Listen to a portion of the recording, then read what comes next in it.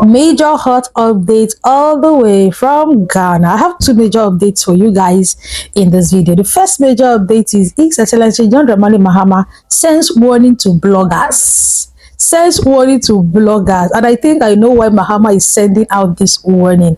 And also Honorable Sam George warning criminals, particularly foreign criminals living in Ghana, saying there's no hideout for you. We are going to fish you out.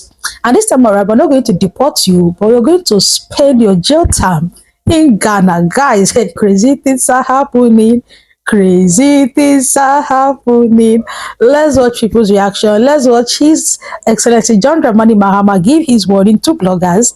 And then we come back. I'm Delicious Army. Here I talk Ghana, Nigeria, South Africa, Kenya, and all the good stuff relating to them. Kindly like the video and subscribe to the channel. Bloggers who go to events with journalists and vie for positions with them to get the best shots and the best stories, and they just go with their phone, edit, and then they put the news out.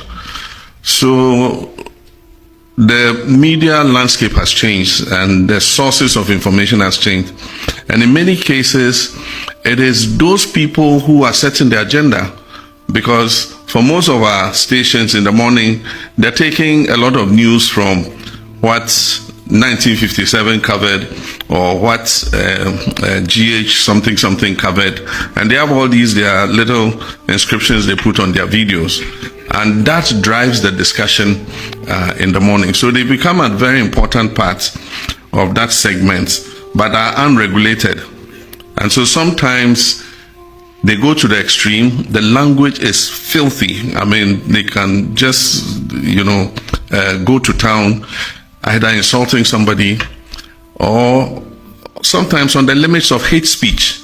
Yeah, and these are things that in the whole world people are beginning to look at and say, how can we regulate hate speech? How can we regulate, extreme foul language, And so it's just an issue I'm raising so that all of us can begin to think about it. And the point is, would we classify them in the typical sense of journalists? I mean, those bloggers, are they typically journalists? Those are all questions that must agitate our minds. The spread of misinformation, disinformation, and the use of deepfakes to impersonate high-profile personalities and to mislead the public is not acceptable and must be curbed. Notice is hereby served. The ministry is almost done with work on our misinformation, disinformation, fake news, and hate speech bill. Don't say you were not warned. We will come after you. We will prosecute you, and we will jail you.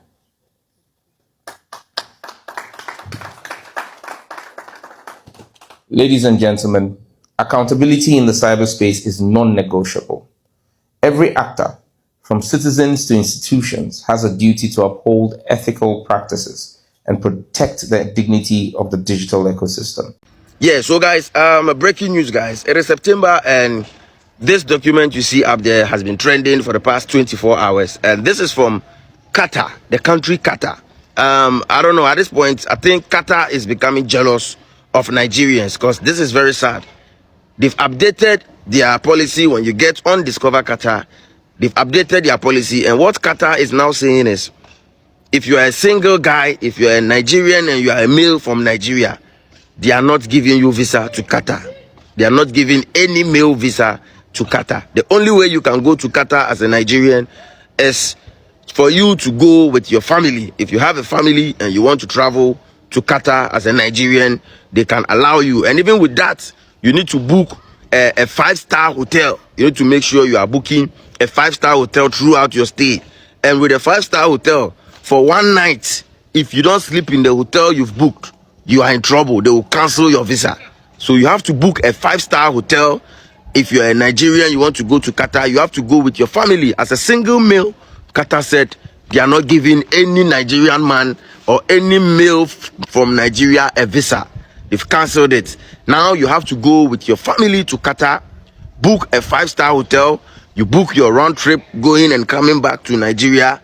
And at this point, I think Qatar is jealous of Nigerians. But this is what most Ghanaians, as we speak now, are also trying to protect, because if it happens like this, we all know the only option, Nigerian men will use now is to come and get Ghana passports and then use Ghana passport to Qatar, and eventually at the end it can also affect the Ghana passport too. So some Ghanaians I've seen some messages people are sending me that, hey, with where things are going, we need to speak to our passport. Kill a Ghanaian citizen, you will not be safe. I am calling on national security to begin to invade houses of non-foreigners who have in possession weapons and playing games with it on weekends. I have gotten videos of some Nigerian elements on the Kasua stretch, on the Akimota stretch, the some Pabiya stretch, that they come out with weapons and demonstrate how good they are in fighting. National security, if you are sleeping, wake up. Yes. Police, if you are sleeping, wake up. Yes. Immigration officers, if you are sleeping, wake up. Citizens of Ghana, if you are sleeping, wake up. What we are doing today is not for us. It's the duty of every institution in Ghana. If our institutions were properly organized, I don't think I'll be standing here addressing the media and Ghanaians as a whole. We are peace-loving people.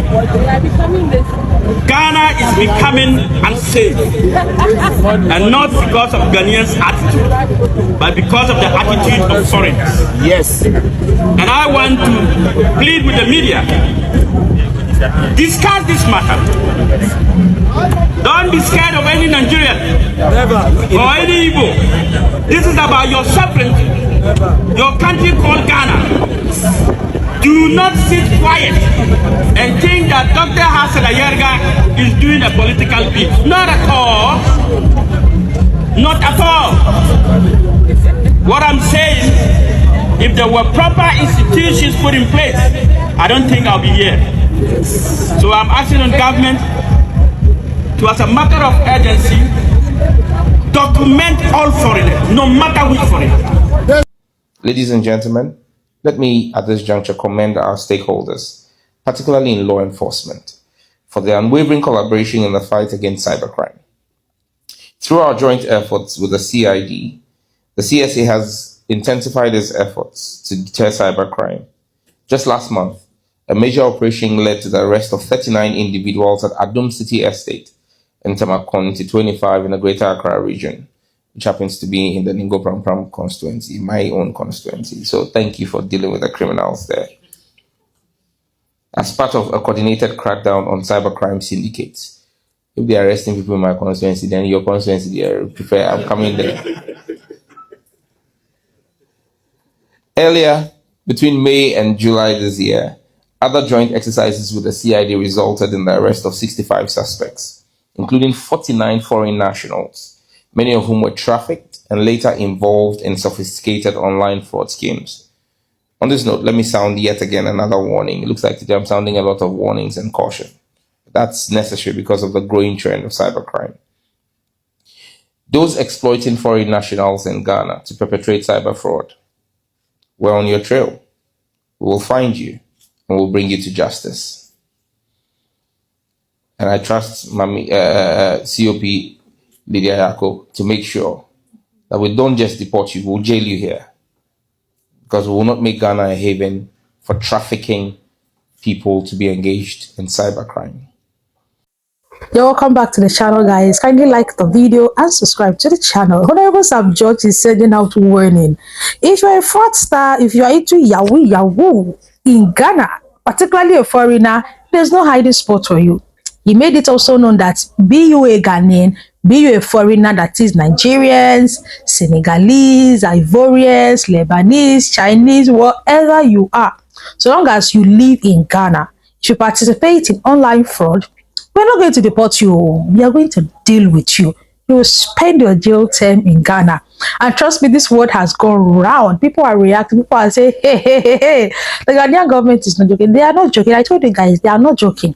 It's just that many of these informations do not find their way on social media. The way the Ghanaian police is going out these days, arresting online fraudsters, it is not even funny at all. After the FBI arrest of Kofi Boat, trust me, it has been arresting spree in Ghana. Yes, and also His Excellency John Mahama is warning bloggers.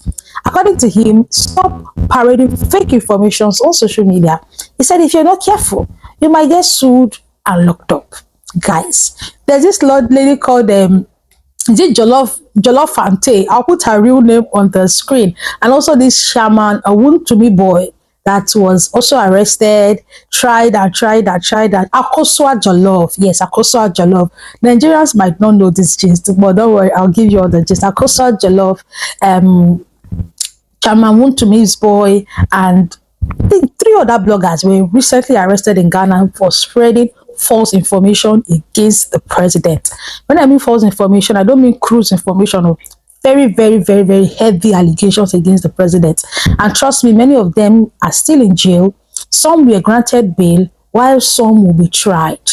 So I also believe that the reason why His Excellency John Mahama is saying this is because of this Nigeria-Ghana issue. Trust me, during the period of this Nigeria-Ghana issue, a lot of lies have been spread on social media, particularly that one of some, I call them Nigerians, that were disrespecting the Ashanti king.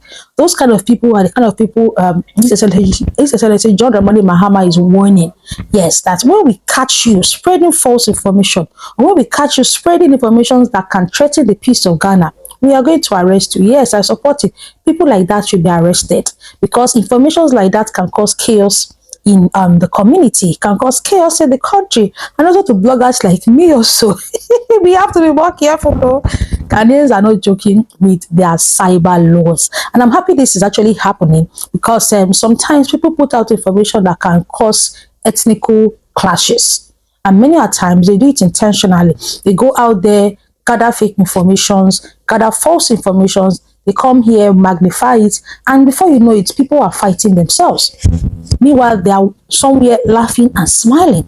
So that is just it. Ghanaian bloggers, I think I should do better, particularly the likes of Akosua Jollof and the rest. Yes, John Mahama is doing a great job in Ghana. I love his style of speech, the way he presents himself, his style, his swagger, everything.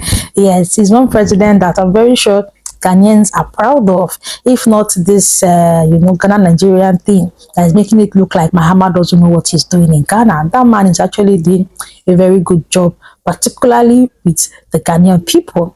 Honorable Sam George is still wanting DSTV. He recently told DSTV that if you don't clash your prices, you'll be suspended. A few days later, they came out to say DSTV has clashed their price. Not up to 2 hours. DSTV came out to say we will not clash our price. We're not crashing it for anybody. And I believe today is the day DSTV will be suspended in Ghana. So let me know if you're a Ghanaian living in Ghana, are your DSTV decoders still working? Because I don't know why DSTV will not want to, slash their prices. The prices are ridiculously outrageous. Yes, in as much as they are saying the population, Ghana, Nigeria, you cannot compare the market size and the rest. But the fact that the government has been talking about it, complaining about it, they just slash something, even if it is 2%, but just say you won't touch it at all. That is the amount of see finish. But guys, that's all I have for you in this video. Kindly like the video and subscribe to the channel. I'll see you guys in my next one. Bye.